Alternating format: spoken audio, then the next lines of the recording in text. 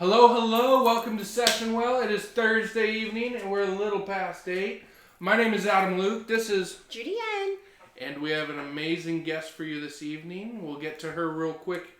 What is SessionWell? Why the heck do you listen to us? Why do you watch us? So SessionWell, what we did is we made a community for pre-licensed clinicians, licensed clinicians, average people. We wanted to be able to take the therapy interventions we use with our clients, be able to provide it to you so you can think about how you can implement it in your life right now. So if you ever want to look us up on Facebook, we have a group where you can share questions and concerns, and we also have a page where you can find our podcast. We're also on iTunes. We're all over the place. Also, if you've ever thought about you want to do a podcast, you want to increase your social media presence, you want to build a website, why don't you check out the guy behind the camera, Fred Yen. He takes care of us. He's awesome. We appreciate everything he does. So who the heck do we have this week? We have an old friend that we had been in the same cohort originally together. Yes. And we have her here today, so we're so excited. I'm excited to be here. Thank you. So who are you? I am Meaghan.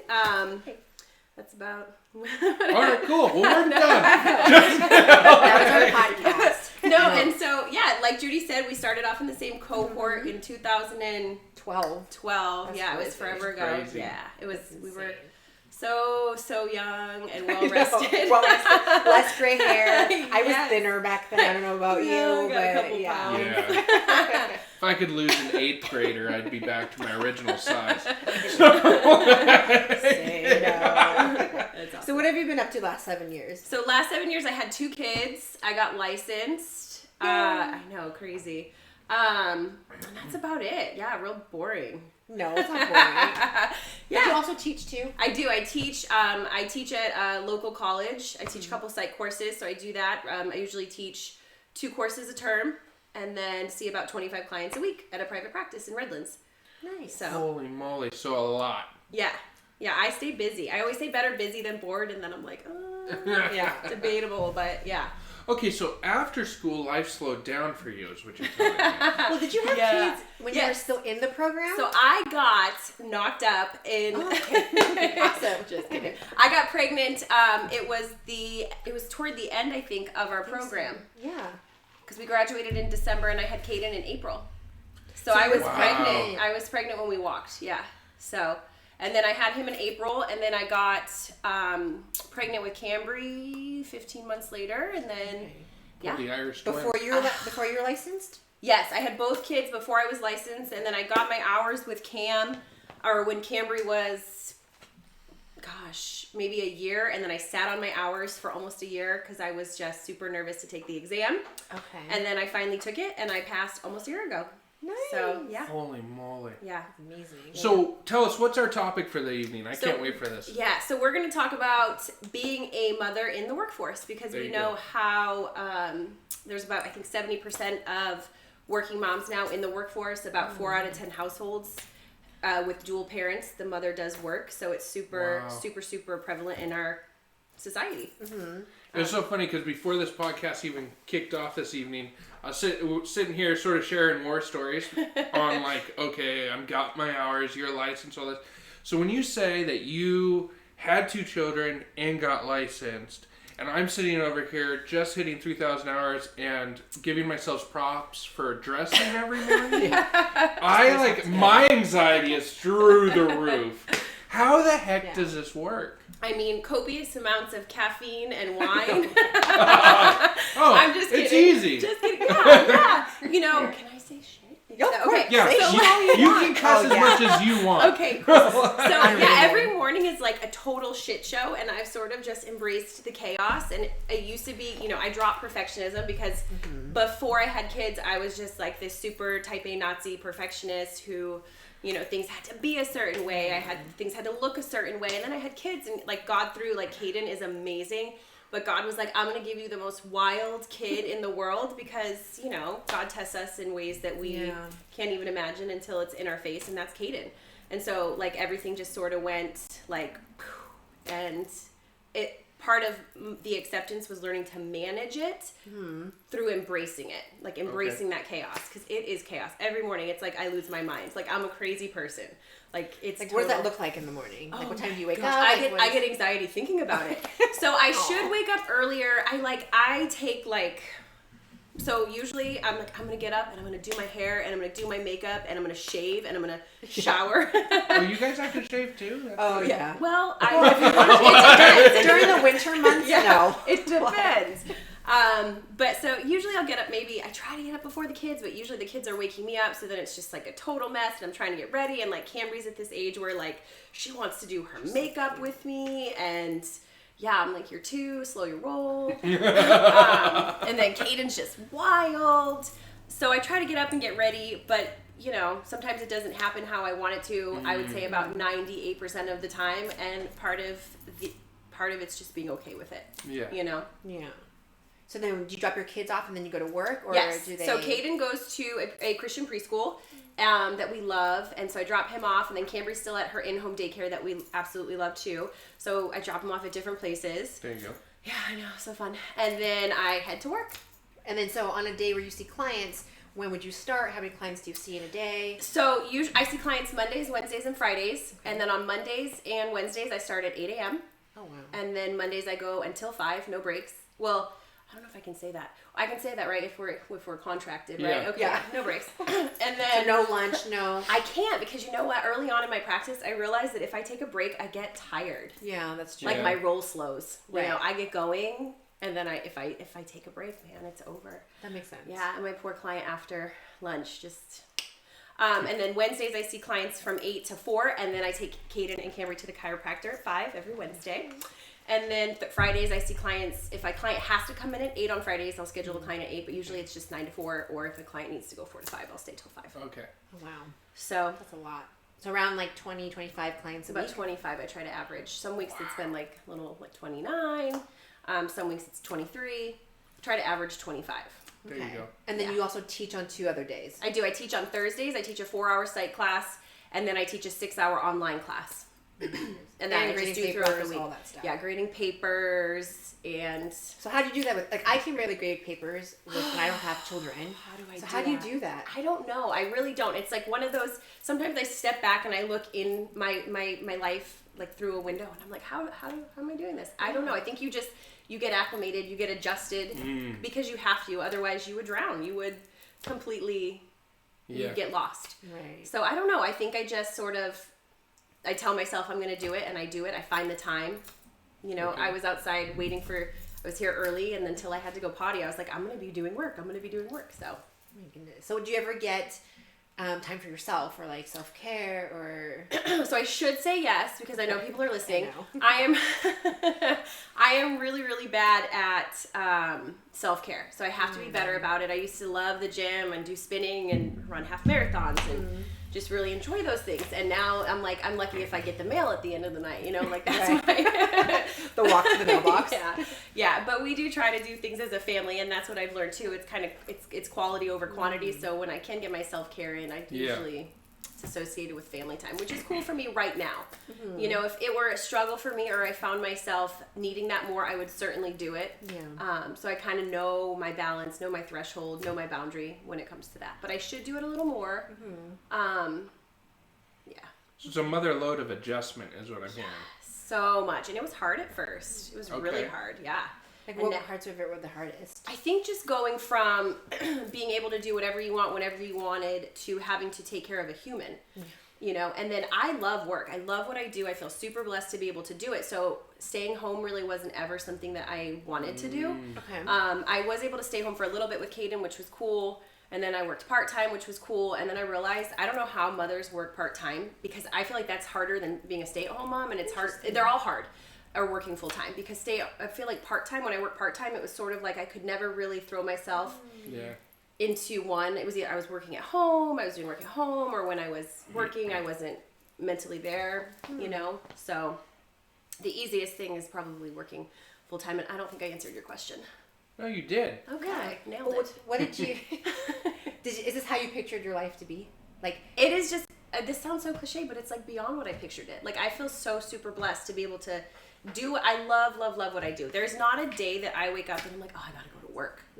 You know, like, I'm like, oh, I want to be with my kids, and I want to, you know, I've learned to integrate that, but I love what I do. I feel super fortunate and super blessed, and it's not a struggle for me. I don't ride that struggle bus. Like, it makes me sad when I have friends and family that hate what they do or don't like what they do. I think I think this field in general, I mean, like, I don't know, I love doing this too. I think the times where I'm like, oh, like, I don't, like, want to go to work is not because it's the work that we're doing. It's because, like, I'm just physically exhausted or I didn't sleep. You know, like, it's, like, my own stuff. It's not the job that we're doing. For sure. So I think that's really kind of awesome about our field. Well, it's hard not to be stoked about people having the courage to come in and share things about their life. Like, that is what drives me to get there. Like, I hate to cancel on clients. Like, it really does irk me because I realize that, you know what, even in my own personal therapy, like, sometimes you are waiting that whole week till your hour, right? Or your 50 minutes or whatever it is. And so I try to respect that. But at the same time, like you said, it's a blessing to actually have someone walk in and say, hey, I'm going to share with you my hurt, or I'm going to invite you into a space that no one else in my life gets to exist in. Right. Yeah. I mean, that's when you go, okay, wow, this is really special. And it's not necessarily just I'm special. It's you're awesome for picking me. Yeah, the process, it's amazing. Yeah. You made it sound, my heart kind of pitter-pattered because I'm like, oh my gosh, that's such a pressure. It really is. You know, when you really think about it, what role you play in somebody's development or change or growth. Like, it's insane. Of course. Yeah, and it's like the largest amounts of impact and change in my life, if you bring that back, you really see they were like really minuscule behaviors on someone else's part, right? So I think that really speaks to the whole attachment piece and just the psychodynamic perspective of life, is it's little things. So especially when you're a therapist, if I'm going to cancel on you or something, and I introduce that anxiety of like, oh, yeah, sorry, I'm going to go see a movie or whatever. I don't necessarily say that to a client. But if that's what the client gets, is that they're not valued in it as well, man, that's a rapport killer. Yeah. Right. So just be mindful of that. For sure. So what would you want to share with new moms? Or better yet, like, I'll share with you my anxiety, and I'm not even going to carry the kid. I have anxiety about it too. It's the idea of like, holy crud, how do you have a kid while you're still trying to do your hours? Like, because I always had the fear of like, how am I going to have, you know, my wife was ready to have kids from the moment I said I do, basically. And and it's like, love her. A big fear of mine was like, I don't want to have a kid and then not be able to support you or be in that kid's life necessarily in the hardest time, supposedly, the kickstart. Because I'm, you know, I leave at 7 a.m., I don't come home till 10 o'clock at night. Yeah. So the fact that you walked pregnant and then you get your degree and you go into associateship, like, I'm sorry. Well, what did you do? Like, did you get morning sickness and then have to go to class and then go see clients? Like, did you ever get sick while... So I feel like I could have probably been like that chick that was like, I had a baby and didn't even know. Or so neither of my babies were actually planned. And so it was like, with Caden, it was like, I was like, you know, and I go to Target and I'm like, so I get a test and I get 2 bottles of wine because I think for sure it's just stress, right? Yeah. Right. But it wasn't. So that wine sat in the fridge for a while. I don't even remember your question. I was thinking about wine. Yeah. Just kidding. That's okay. Coping mechanisms. Yeah, projection. So afterwards, you adjust. You just realize I kind of went on autopilot, which I feel like can be a strength and a flaw. So I went on autopilot and I did what I had to do, and I didn't have 2 kids at the time. So if I wanted to still see clients till 9 p.m., that was cool until Caden came. And then obviously I just made the appropriate adjustments that were conducive to my schedule or my life now, and Justin's, my husband's, his life, and we just made it work. You just sort of fit the puzzle pieces in, but the puzzle is just constantly changing. It's constantly growing. It's evolving, and you just find those pieces to fit. You know, you make them fit. If they don't, I would have gone crazy. I would have been over anxious. I would have been depressed, and I didn't want that. You know. So I'm hearing your calmness and the fact of like you accept the chaos. Yes, yeah. It's not about control. No, exactly. And I had to really relinquish that idea that things had to be perfect. So the first thing I would ever tell new moms is let go of the idea of perfectionism. Give yourself grace. because your life is going to be a total shit show and it's a season. Or those moms you see on those Instagram moms that like look like they have it all together. Yeah. Go home, Susan. That's a Nobody wants to see that. Like I look at you, I'll zoom in usually. This is how psychotic. Like I'll zoom in and I'll look at their like decor and I'm like, how's your house so clean? Yeah. Like that's what I'm worried about. I don't care what you look like, Susan. She's renting these kids. Or like, do you have a housekeeper? Or is it just, did you just place it there just for this one post? Yes. Or does your house actually look clean? Yes. Exactly. Like, I don't even know how you guys. I mean, I have a fear. Like I just have a dog, and there are days I come home and I don't want to give him any attention. Like you and like I just don't. Like I just want to go home and like I just want to go up to my room and like not like actually have a conversation with you or pet you. Yeah. And so my fear is like you can't do that with kids. You have to be like no. It's a conscious decision. Like there have been nights where I will pray before I get out of that car. Like Lord, give me the strength because these kids. My husband, they need love, and I can't go to work and give all of myself to my clients and not come home and do that for my family because they're my priority. At the end of the day, it's not, I love my clients, but it's not my clients, it's not my paycheck, it's not, it's nothing but my family.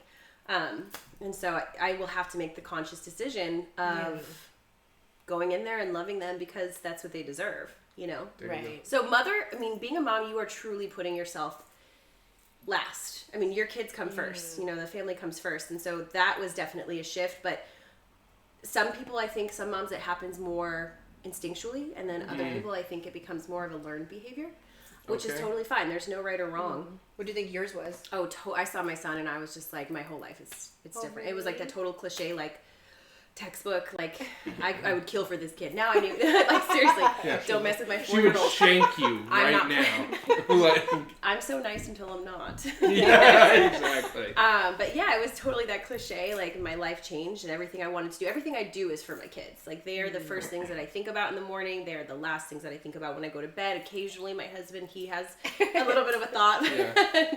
But yeah, no, it just changed. And then with Cam, it was a little different.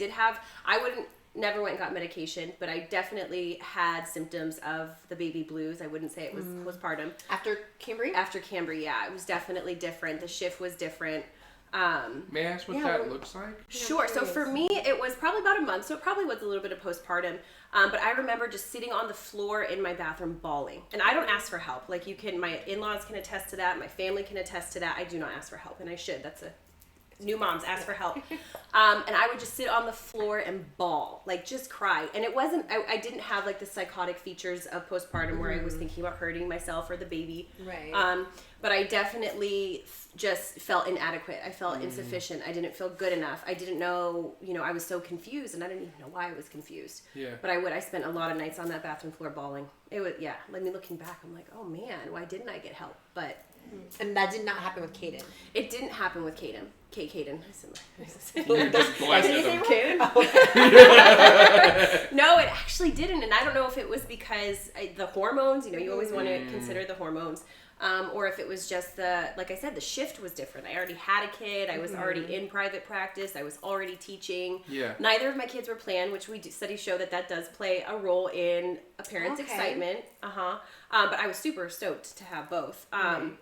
But yeah, it was just totally different. And it lasted about a month. So probably clinically there probably was some postpartum going on. But okay. And so what got you out of that funk? It was just one day I snapped out of it. And it was a lot of positive self-talk, sort of talking myself off of that ledge that things were going to be okay, this was going to pass. And then I told myself too, if I ever got, suicidal ideations or if I ever thought about hurting anyone, that I would definitely get help. And it just sort of slowly dissipated. And did you and your husband ever talk about like what he was seeing at that time? That is a good question. So such a flaw, but I would, like, I cried to myself. Like you had, yeah. I mean, very much like I wanted it to be my issue. There you go. So, I mean, if I could make a suggestion to new moms going through that, definitely get help. Talk to your spouse. Yeah. Like, you didn't make that baby alone, Exactly. It's 50% his problem, I think so. I think that's the dad. I mean, he should be crying on the floor as well. Woo! I'm just kidding. Hey, thank God he doesn't know how to get to YouTube. Oh, boy. I'll get a text after this. Yeah. Hey. 23 and is it me?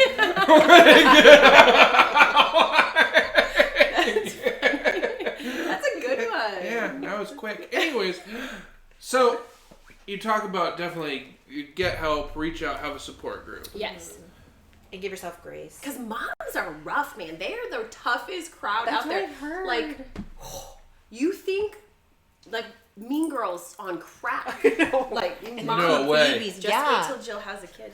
Oh no. The most love you moms, the most judgmental people you'll ever meet. See, this is a real talk you don't really hear, right? Right, So this is right. why this podcast exists. Yeah. Because everyone assumes motherhood's like beautiful and it's, you know, we're put together and we love all our babies and we all have these like great mom friends and Only on Hallmark and Lifetime. Right. Like, Yeah. I like my mom friends to drink wine and stuff, but... and then cuss. complain about Yes.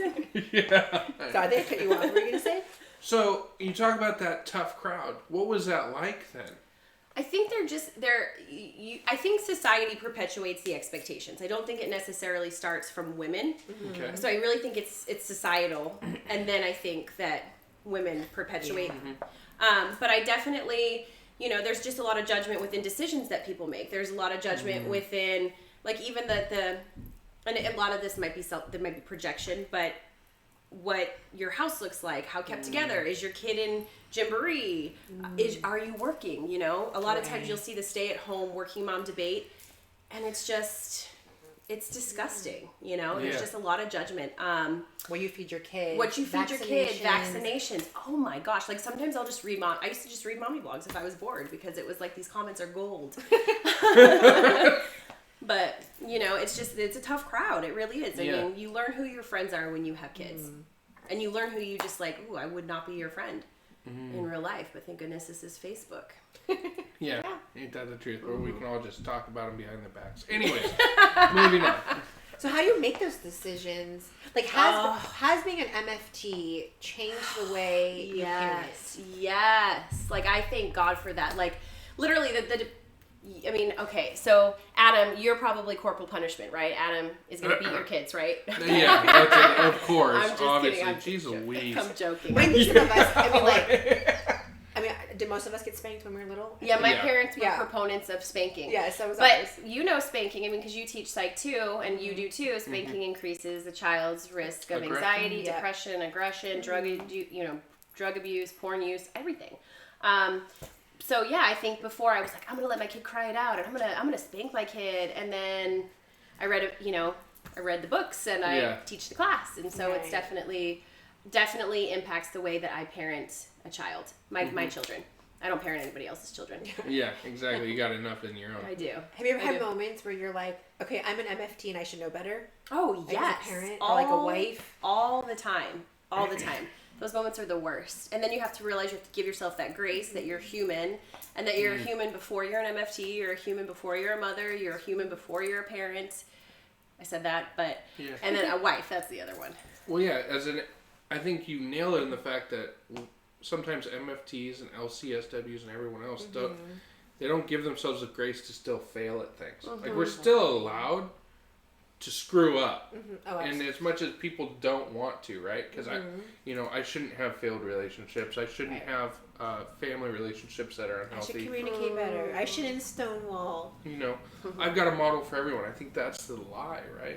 Like, sure, we want, as individuals, we want to model healthy lives, period. But at the same time, perfection is not attainable. No. Right. So. It's interesting because I don't have kids, but you nailed it with the whole punishment side, right? Because if you've ever gone to a restaurant or a movie theater, all of a sudden, all the studies, you're like, there's not enough significance. There's not enough statistical significance. Like no, but like that's the whole deal, and people are talking about the glaring at restaurants, or you have that mom that feels shame, right? Yes. I never really realized until I had a client I worked with that shared her experience of being that new mom with the kid that wouldn't shut up, and as a therapist sitting with her, feeling those emotions and realizing like how many of the times, and I'll be honest, that like I would somehow be inconvenienced around someone's child and would throw that snarky look, right? Like, God, like, can your kid stop kicking me or whatever it is? and then realize like, oh, they're just as the parent is mortified, embarrassed beyond measure, doesn't know what the hell to do because they didn't get the parenting book of life, and then here I am just being a dick about it. Like, and so especially, I mean, just regular kids are hard enough, and then you have special need kids, and again, the same thing. Maybe we're dealing with kids that have different emotional needs and concerns, and you know what? If they're going to inconvenience you for like 2 minutes out of your day, you can just be blessed that you're not spending 23 hours with that kid, right? And that might not be the takeaway message here, but it's the fact that, like, again, give that person grace. Right. Because guess what? God willing, you're going to be in their shoes one day, right? And you're going to have that kid that just won't shut up, is going to be a problem. And it doesn't matter how good of a parent you are, you will have that child at some time. Yeah, absolutely. There's So- no perfect child. Right. No. Right. No. Right. That's my husband. You're my husband. I think maybe that's more of a male mentality. My kids could be like losing it in the store, and I'm like, I don't give a shit. Like, look at my kid. Look, you know, I'm just that type. Like, there's some that are like, you should take him out and spank him, and I'm like, you should shut your mouth. We're good. You know, if somebody else is bothered by how my kid is behaving, that's that person's problem. Yeah. You know. But my husband's very much like you. Like, oh, everyone's looking, and I'm like, let them look, wave to them. I don't know, like, you know, smile. I don't know, but he gets very upset, and I'm like, take a breath. It's not a big deal.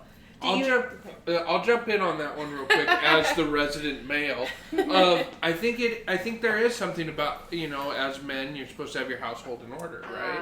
Okay. And so maybe it's all, you guys are all used to the mean girl stuff, so you're like, whatever, like, we don't like your sweater, and at the same time, Did you see her sweater? I'm like, oh no, all these kids are supposed to be perfect, and that's not how that works. But I think you have to have that mindset switch a little bit as a male of, I've tried to think more positively after that experience of learning through a client of like, when I see some kid that's going absolute ratchet, and you can see a mom's like on the verge, and if you're honest with yourself, a lot of these moms, I mean, they're holding back the tears, they're trying to just be like, calm down. I try my best walking by that mom. You're doing good, mom. You're Give doing them good. a fist pump or like, something. you're doing good. Seriously. Because again, give them the grace. Right. You and know? there's nothing better when a stranger comes up and says you're doing, like, to me that's meant so much when a stranger's like, you're doing good, mom. Even when they're doing When they crappy. have that? Oh yeah. Yeah. Even when Thanks. they're even when like Thanks and for see the that's affirmation. yeah. Oh, sorry. Let it sit and then go. No, I think that's. But again, because people will then hold that back. Oh well, they're not doing how I would do. It doesn't matter. Right. You can see that they're in distress. They are lost in the moment. Give them some love. Give them positive. You're doing good. Keep it going, mom. Because again, I would hope that if my wife was going through the same thing, someone would do that versus telling them how they should be or doing. judging her. Oh, you should do this. No, you aren't my family. I'm not your family. I have no business, regardless of what ideology I might be, to tell you what you should do with your child. So you mentioned that earlier that you used to be a perfectionist, like perfect type A, not C person. Whatever you said. So did that change, like, with coming, like, when your kids would maybe not be the perfect kid in public? Like, did that change for you? Because now they're not perfect. They're not in line. No, they're not perfect. Okay. Did that change for you, or did you? The ideology, or or just like oh my gosh, like they're not the way I would normally want to. You know, or I think it's interesting. That's a really good question. I never thought about it, but I don't think I ever had an expectation. I don't. I think that helped. I think if I had more expectations for myself, and for some reason those didn't project onto my children. Luckily, I mean for them, because how bad would that have been for them? But I don't think I had expectations, and I think that actually really did help in terms of that. And then did you and your husband like talk about parenting, like how you were going to parent before they all came out? Or we did. You did. We did. Now, before you go on, Yeah. is it anywhere close to what those conversations were? You know, it is. Okay. It is. So we were both spanked, and so we both agreed that we weren't going to spank. That was something that we had agreed upon early on. Now Caden's a lot, right? And so sometimes Justin will relent, if you will, and then I'm like, I get so mad, and then argument ensue at that point. But it's pretty parallel to what we had discussed. Yeah. Pretty parallel. I think the ideology's there. There you go. The premise, the basis. So what was like your main goals for going into parenting? Like, don't raise little assholes. Like, thank God there's one in California. That is a good goal. Like, they're like, let's just make a bunch of little dicks. Like, they're so cute. No, they're not. Oh God, here's a judgment. All right. Can you edit that out? This is our this is live. This is the most cussing we've had on our podcast. This is why I don't teach child development. Yeah. I would love to teach child development. I totally would. Wait, what was the question? I remember your thinking goal it is was not to so raise little good. assholes. Yeah, but objectively, I think it was just to raise good human beings. I want my kids to love Jesus. I want them to love Jesus. I do. I want my kids to be those children out there that are just the defenders of people. I don't want them to be bullies. I want them to be punching those kids in the face, right? There you go. No, I don't want them. I don't condone violence. But I want them to be the ones that are loving on other people, that are showing God's grace through their actions. Like, I just, acceptance. Yeah, so those are good goals. I just love on them a lot. And the other day, Cambry, she took my face. I was getting ready, and she's like, Mom, you're so pretty. I was like, oh, I'll keep you. You lost the receipt anyway. Yeah, I know. She'll not go back. Or Caden will constantly come up and just give me kisses, and he'll say, I love you. Yeah, and so it's just like, I'm like, okay, I know I'm doing good. I have small affirmations where, my kids will see people crying, little kids, and they'll go say, are you okay? And so those are, those daily affirmations that I'm like, all right, God. Like, so you're helping build feelers. I'm trying. Yeah. Not snowflakes. There you go. All right. It's the whole idea, though, that you want to build kids that are inclusive of other individuals. Absolutely. And they recognize that, right? I think that is some of the most beautiful things I've seen through family who's had kids or whatnot, is when they do realize, like, oh, someone's hurting. Yeah. And I think, again, I don't have kids, so this is where I'm not the expert of it. You don't have to. But the idea of, especially when I'm working with young men and little boys in therapy, it's one of the best populations I love to work with, is, are we teaching little boys, little girls to value people or value things, right? And sometimes it's like, well, it's all about sports, or it's all about all these other structures, but it's not necessarily about people. So it's refreshing to hear you talk about, no, we're building them to actually appreciate people. I never thought about it like that. You know?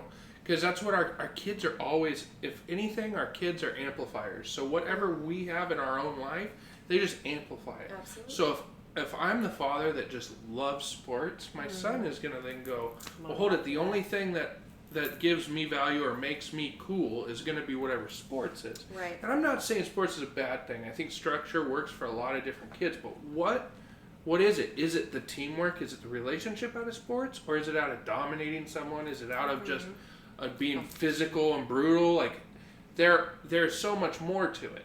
Right. And again, little girls, right? Little girls are always watching. She's watching you put your makeup on. Right, they emulate their parents. And so, again, what are we... Right, what are you teaching your What child? are you teaching? Right, they model. I mean, a lot of these behaviors, we know there's a biological component to behaviors, but a lot of it's learned. A lot of it's what's modeled to them. Yeah. And in that regard, if you're showing love all the time, your child will become what they see. Yeah. Hopefully. Have you ever had maybe like not the best modeling, or have your kids ever picked up anything like that you're like, oh gosh? So I have to work on my language sometimes. You speak perfect English. I speak English so good. So sometimes I drop an F-bomb, and I was driving. Cambry wasn't even 2, and I said, "Aw, just driving," and because I got cut off, right? And so all of a sudden now, 2 minutes later, all you hear is, and I'm like, Camry, your dad's gonna know that was me. I want them to love Jesus, she says. You know what? Jesus loved prostitutes, okay? And murderers. He'll love somebody with okay, alright, this fits in. Sound theology. Whatever makes me feel better. But but as far as like anything that's I feel like it's gonna be too psychologically detrimental down the road, I'm doing the best I can. So hopefully we'll find out in 15 years. Mm-hmm. So what would you tell a mom or like a soon-to-be mom that asks you the question, do you think I should work while being a parent, or do you think I should be a stay-at-home mom? So, I really think you have to follow your heart. I have some friends that are like, I love being a stay-at-home mom and this is my jam, and I'm like, that's awesome, good for you. There's no judgment. I think that's awesome. And then you have those stay-at-home moms that sort of put down the working moms. And whenever I see somebody that's putting another person down based on what they do that has no effect to them, I kind of consider, well, what are you truly projecting? Are you truly happy doing that? And vice versa. Right. And vice versa. So you need to follow your heart, and you need to do, first of all, you need to do what you want to do within what you can do. And you have to sort of find that balance and integrate that into your life. For me, I always knew I wanted to be a working mom. I knew that I wanted to show my children that women can be just as much of a powerhouse as a man. And it's always been my goal, and my husband knows this, like, I'm going to make as much as you, if not more. And he's like, go be my sugar mama, go do that. And that's always been a drive. And my children, when I'm getting ready and Mama go to work today? Yeah, Mama's got to go to work today. And it's just, that's what I love to do, and they see that. They see me out there busting my butt, and I think that that's really, really empowering for both my son and my daughter. Yeah. But if there's a stay-at-home mom that wants to stay home and raise her babies, good, do that. Do what's in your heart. If you can, if it's afforded to you, do it if that's what you want to do. But when a mom is out there doing what she wants to do or what she needs to do, don't put down other moms for doing what they need to do or they want to do. So I'm going to shoot from the hip on this one. All right, I love it. Because this is one of those narratives that I hear a lot is like, man, you sound really selfish. You leave your kids at home for 3 days, or you leave them someone else's care. 4. Yeah, I do. I teach on that 4th day, so. That's true. Yeah. I mean, I'm out there. Because that's the rough part. Like you're talking about, it's probably still more socially acceptable to stay home with your kids. Yes, absolutely. Like, obviously, that's what it's going to be. But if you return to work, or better yet, you were selfish trying to get your license. Yes. Yes. Like, how do you wrestle with that, or do you just not even, like you said, you don't even jump on certain struggle buses? Yeah, I mean, I used to feel guilty, but it was more of a projection from the people in my life that I was letting make me feel guilty. I let them make me feel that way. My friends that do get to stay home or that want to stay home. I don't want to say get to. They want to stay home, and that's their choice. It was almost like you see that, and then you insert yourself into their narrative, and you need to take yourself out of it. And so it took me a while before I stopped letting their shame manifest into my guilt. It just wasn't it wasn't healthy. But it was, a lot of people, I think, when you would read those mommy blogs and the mommy wars, and you would say, well, oh, you're selfish. Well, I'm doing what I have to within the confines of what I want to do. Yeah. Right. And so I just found that integration to be really helpful in overcoming that guilt. And the guilt, thankfully, was short-lived. Are there days where I feel more guilty? Yeah. For sure. But I love our schedule because my son's birthday falls on a Wednesday, right? So I took half a day so I could be with my son at his school to bring cupcakes and pizza and how cute. Yeah, all that fun stuff. So I try to make it more quality over quantity. Yeah. I think it's you nail it on the fact that, again, do what's good for you. Because I can remember someone in our cohort, badass clinician, love her to death. As soon as she had kids, she was done with the profession. Oh, yeah. And I don't want to name drop her because I don't have her permission, but at the same time, I know. Again, she was an amazing clinician. And all of a sudden, she had that kid, and she had that moment that you had. She saw her babies, and she was just like, I'm done. And it blew me away because she was at the point. She was almost it's good. Right. Nope, I'm good. I'm gone. And it's one of those things that's her calling. Right. You know, that's awesome and she's on at peace her. With it and no judgment. But it seems so hard on moms sometimes when they want to work. Yeah. Yeah. Or if they want to stay home and they can't. I've met moms that want to be a stay-at-home mom and maybe it's not financially feasible or maybe it's not, true. Or they're a single mom and they don't have the financial backing to be a stay-at-home mom with those kids, and that's a dilemma that they have too. And that's why I think part of overcoming the guilt And the shame is to really find your integration between what it is that you're able to do within the confines of what you want to do. And you have to find the integration and just realize this is a season. Yeah. This isn't necessarily what I want to be doing maybe, but it's what I have to do for my family. Fortunately for me, I do feel a good, solid integration with what I want to do. I want to be doing this. And I feel like I can. I'm able to do it. Yeah. What are, so for you personally, because your life, what have you found to be the pros and cons of being a mom in the workforce? Definitely the time away from the kids. I mean, that goes without saying. Is definitely a con. But I know that for me, I can't stay home and teach my kids 8 hours straight. Like, I just can't. I don't have it in me. I mean, I can get you a good solid 60 minutes.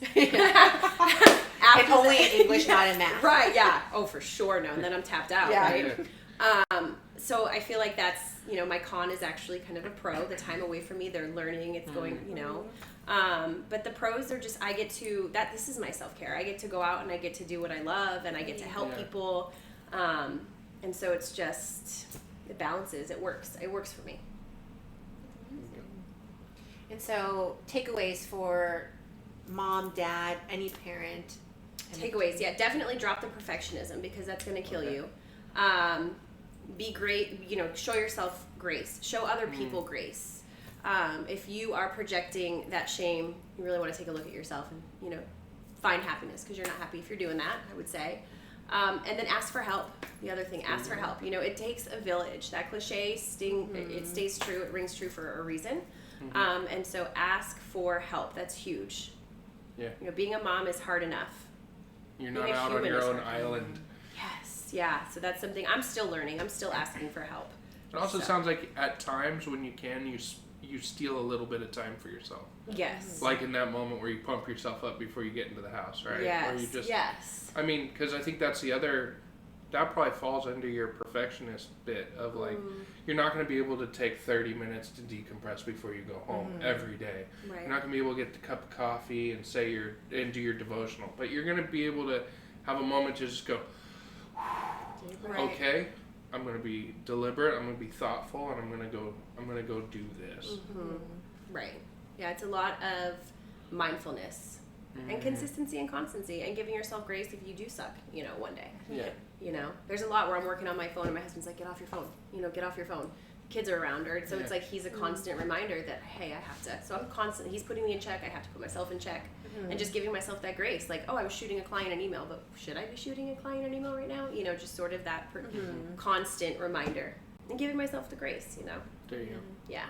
Well, I just want to say personally, like, for both of us, like, the fact that you drove all the way from Redlands on a Thursday night.